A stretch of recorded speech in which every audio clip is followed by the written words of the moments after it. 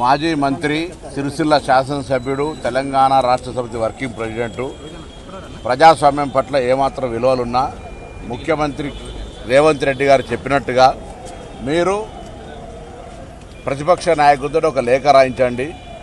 సభలో మనమందరం కూడా సభ్యులం. మీరు అడుగుతున్న అంశాల మీద చర్చ చేయడానికి ప్రభుత్వం సంసిద్ధంగా ఉంది. మేమే అడుగుతా ఉన్నాం చర్చకు రమ్మని.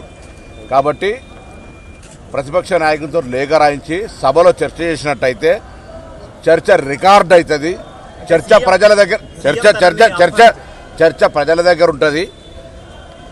రేపొద్దున భవిష్యత్ తరానికి తెలుస్తుంది ఎవరు ఏం తప్పు చేశారు, తెలంగాణకు అన్యాయం చేశారు అనేది. కానీ సీఎం దానిని బహిరంగంగా సవాల్ చేసి పిలిచాడు, బహిరంగ చర్చకు పిలిచాడు కాబట్టి నేను వచ్చాను, రావాలి సీఎం అని చెప్పి. బహిరంగ చర్చకు సభకు రమ్మన్నాడు, బహిరంగ చర్చకు కాదు. సభలో చర్చ చేద్దాం, లేఖ రాయండి, రమ్మని చెప్తా ఉన్నారు.